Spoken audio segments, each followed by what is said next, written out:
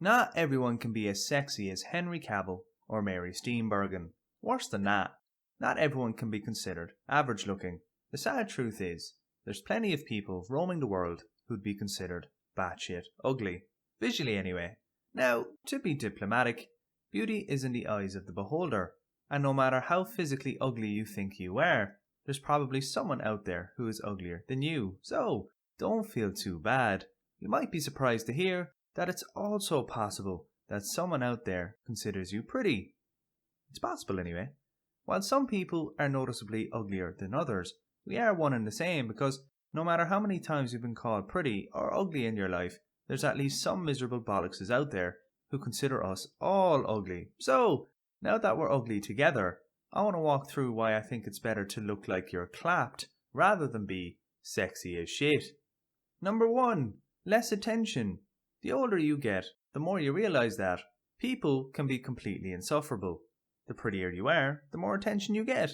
This attention, while likely being flattering at first, over time will no doubt become quite annoying, unless you're completely up your own ass.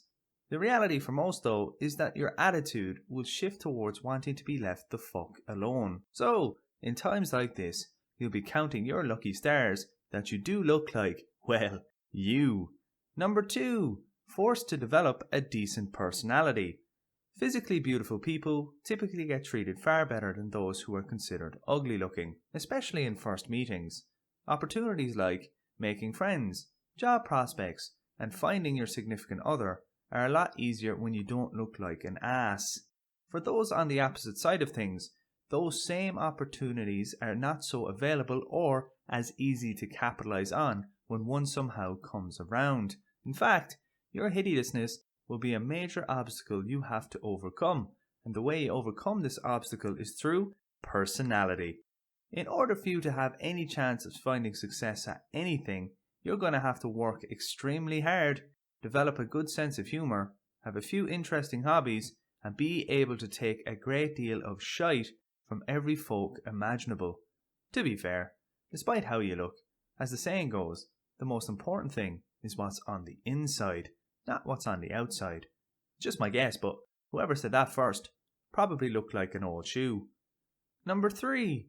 Better physical health.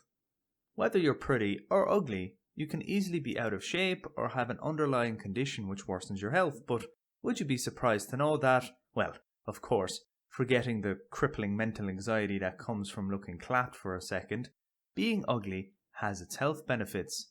The first one being the likeliness that you contract an STD is very, very slim, unless you're someone who likes to lick the toilet seat of inner city public bathrooms. In that case, you've got a good chance, my friend.